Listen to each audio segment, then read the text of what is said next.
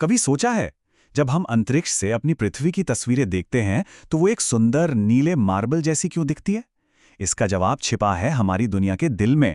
और आज हम मिलकर इसी नीले रहस्य की गहराइयों में गोता लगाने वाले हैं। तो सवाल ये है, ये नीला रंग आता कहाँ से है? वजह क्या है इसकी? इसका जवाब ना हमारी दुनिया के सबसे बड़े और शायद सबसे रहस्यमयी हिस्से में छिपा हुआ है। जी हाँ, 70% हमारी पृथ्वी का इतना बड़ा हिस्सा पानी से यानी महासागरों से ढका हुआ है।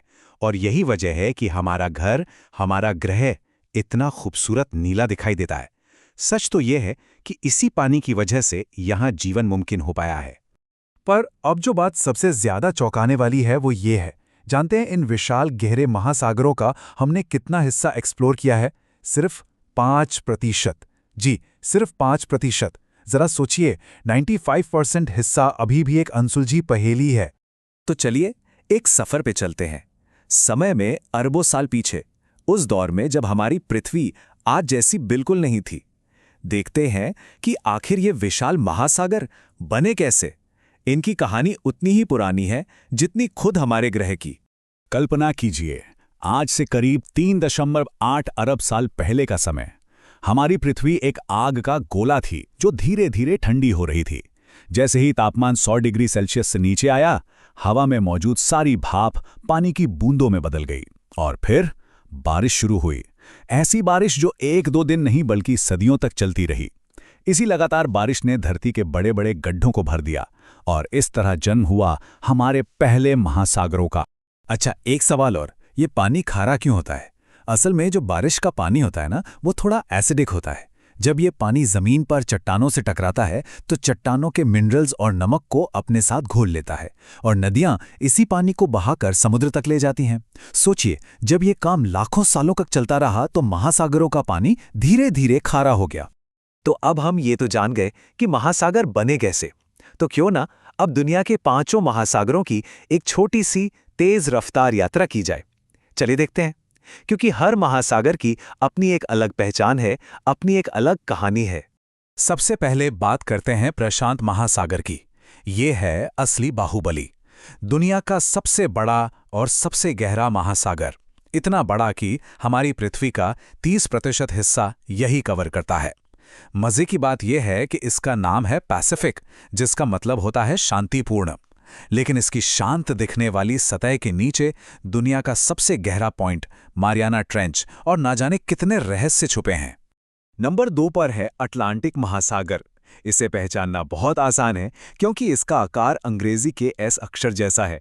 इसका नाम ग्रीक देवता एटलस पर रखा गया है, जो अपने कंधों पर पूरी दुनिया उठाए हुए थे।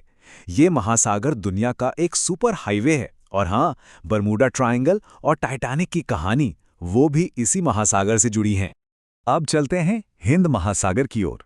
ये अपने आप में खास है क्योंकि ये दुनिया का इकलौता महासागर है जिसका नाम किसी देश यानी हमारे भारत के नाम पर है। ये दुनिया का सबसे गर्म महासागर है और बाकी बड़े महासागरों के मुकाबले सबसे नया भी। संस्कृत में इसका एक बहुत खूबसूरत नाम था, रत्नाकर, मतलब रत्नों को बनाने वाला। चौथा महासागर है दक्षिणी महासागर, जिसे सदर्न ओशन भी कहते हैं। ये एक बर्फीले छल्ले की तरह अंटार्कटिका महाद्वीप को चारों तरफ से घेरे हुए है। आपको जानकर हैरानी होगी कि इसे एक अलग महासागर का दर्जा साल 2000 में ही मिला। इसकी वजह है यहाँ की बेहद ठंडी और शक्तिशाली समुद्री धाराएं, जो इसे बाकी सबसे एकदम अलग बना देती हैं। और हमारे इस वर्ल्ड टूर का आखिरी पड़ाव है आर्कटिक महासागर। ये सबसे छोटा, सबसे कम गहरा और सबसे कम खारा महासागर है। इसे आप पृथ्वी की टॉप पर रखी एक बर्फीली टोपी समझ सकते हैं। भले ही ये छोटा हो, पर हमारे ग्रह के क्लाइमेट को कंट्रोल करने में इसका रोल बहुत बहुत बड़ा है। तो ये थे हमारे 5 महासागर, हर एक की अपनी पहचान, अपनी कहानी। पर बात सिर्फ इनके आकार की नहीं है, इनकी असली दुनिया तो इनकी गहराइयों में छुपी है, जहां ऐसे ऐसे चमत्कार हैं जिनकी हम कल्पना भी नहीं कर सकते। अब जरा इस तुलना को देखिए, इससे आपको गहराई का असली अंदाजा लगेगा। हम सब जानते हैं कि माउंट एवरेस्ट दुनिया की सबसे ऊंची चोटी है ना? पर अगर हम पूरे माउंट एवरेस्ट को उठाकर प्रशांत महासागर की सबसे गहरी जगह मारियाना ट्रेंच में डाल दें, तो भी उसकी चोटी पानी की सतह से लगभग 2 किलोमीटर नीचे होगी। इतनी ज्यादा गहराई है। और सिर्फ गहराई ही नहीं, एक और चौंकाने वाली बात, दुनिया के 75% ज्वालामुखी, जी 75%, चाहे वो एक्टिव हों या सुप्त, वो सब के सब प्रशांत महासागर के अंदर या किनारों पर मौजूद हैं। इसी वजह से इस पूरे इलाके को रिंग ऑफ फायर कहा जाता है। अक्सर हम सुनते हैं कि अमेज़न के जंगल धरती के फेफड़े हैं, और ये सही भी है। पर क्या आप जानते हैं कि उससे भी ज्यादा ऑक्सीजन हमें कहाँ से मिलती है? महासागरों से। हम जो सांस लेते हैं उसमें मौजूद 70% तक ऑक्सीजन समुद्र के अंदर मौजूद छोटे छोटे पौधों और शैवाल से आती है। इसका मतलब हम जो हर दूसरी सांस लेते हैं वो महासागरों का दिया हुआ तोहफा है। तो महासागर हमें सांस देते हैं, मौसम कंट्रोल करते हैं, हमें इतना कुछ देते हैं, लेकिन हमने उन्हें बदले में क्या दिया है? अब बात उस हिस्से की जो थोड़ी गंभीर है, बात उन खतरों की जो हमारी वजह से आज हमारे महासागर झेल रहे हैं। हमारी हरकतों ने समुद्री जीवन पर बहुत बुरा असर डाला है, चाहे वो जरूरत से ज्यादा मछली पकड़ना हो या फिर फैक्ट्रियों का केमिकल और हमारा प्लास्टिक कचरा जो समुद्र को जहर बना रहा है। यही नहीं, क्लाइमेट चेंज की वजह से समुद्र के अंदर की रंग बिरंगी दुनिया यानी कोरल रीफ सफेद होकर मर रही हैं और समुद्र का लेवल भी लगातार बढ़ रहा है। और ये सिर्फ कहने की बातें नहीं हैं, सच तो ये है कि प्रशांत महासागर में हवाई और कैलिफोर्निया के बीच प्लास्टिक कचरे का एक पूरा द्वीप तैर रहा है। जी हाँ, कचरे का द्वीप, जिसे ग्रेट पैसिफिक गार्बेज पैच कहते हैं। ये इस बात का एक जीता जागता डरावना सबूत है कि हमने अपने समुद्रों का क्या हाल कर दिया है। क्लाइमेट चेंज का सबसे सीधा और खतरनाक असर आर्कटिक पर दिख रहा है। हर गुजरते साल के साथ वहां की बर्फ की मोटी चादर पिघलकर छोटी होती जा रही है और अनुमान यह है कि अगर ऐसा ही चलता रहा तो साल 2040 तक गर्मियों के मौसम में आर्कटिक में लगभग कोई बर्फ नहीं बचेगी। सोचिए, इसके नतीजे पूरी दुनिया के लिए कितने भयानक हो सकते हैं। तो सवाल ये उठता है कि अब आगे क्या होगा?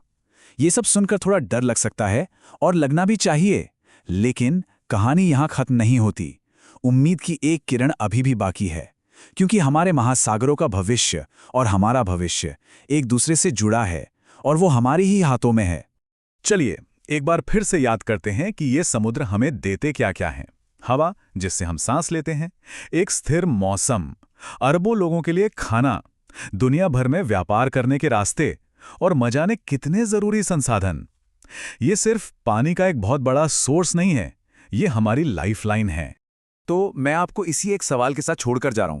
ये महासागर हमारे ग्रह का वो नीला दिल है जिसकी हर धड़कन से हम जिंदा हैं। उन्होंने हमें हमेशा जिंदगी दी है। अब सवाल ये है कि हम उन्हें बदले में क्या देंगे।